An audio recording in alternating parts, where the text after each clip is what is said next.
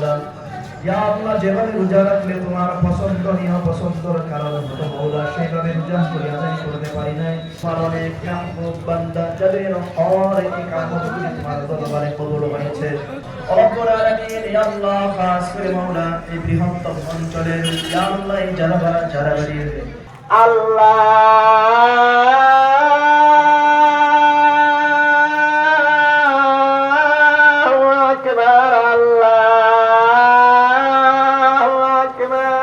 অসমৰ ইতিহাসত কলা আখৰেৰে লিপিবদ্ধ হৈ থাকিব আটাইতকৈ ডাঙৰ অন্যায় অসমবাসীৰ কাৰণে, যি সকলোৰে প্ৰিয়, সকলো জাতি জনগোষ্ঠীৰ প্ৰিয় সৃষ্টিশীল এগৰাকী ব্যক্তি, সৃষ্টিৰ খনিকৰ হিয়াৰ আমঠু জুবিন গাৰ্গৰ লগত যি অন্যায়, সেয়া অসমবাসীৰ লগত অন্যায় কৰা হৈছে।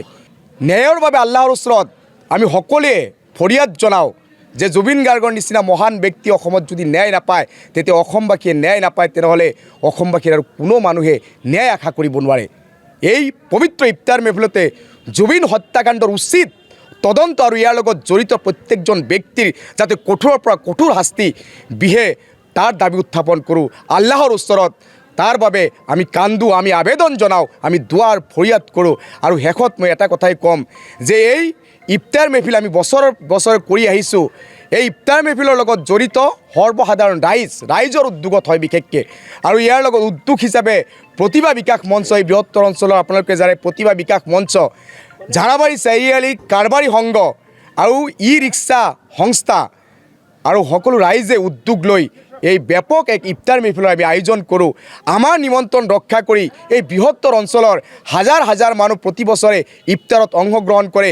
এই স্বাগতে সৰ্বসাধাৰণ ৰাইজক আমি অন্তৰৰ পৰা ধন্যবাদ জনাইছোঁ।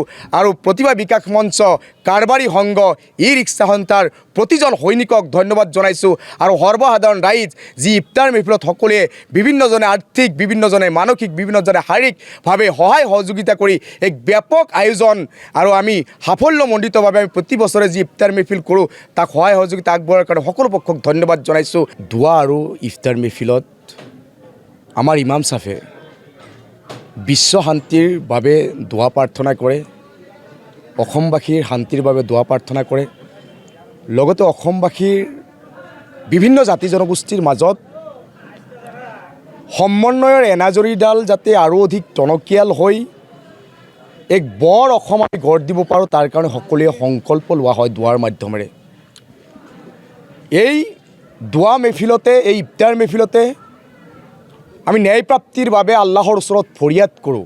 পবিত্ৰ ৰমজান মাহত সকলোৱে ৰোজা ব্যক্তিসকলে একত্ৰিত হৈ হাজাৰ হাজাৰ মানুহ লগ হৈ একেলগে আল্লাহৰ ওচৰত হাত উঠাই অসমত বিভিন্ন সময়ত বিভিন্ন অন্যায় সংঘটিত হোৱা আমাৰ পৰিলক্ষিত হয়। এয়া উচ্ছেদ হওক বা বিভিন্ন ধৰ্মৰ ভিত্তিত জাতি জনগোষ্ঠীক টাৰ্গেট কৰি বিভিন্ন সময়ত বিভিন্ন উচ্ছেদ বা বিভিন্ন ষড়যন্ত্ৰ চলাই থকা হ'ল।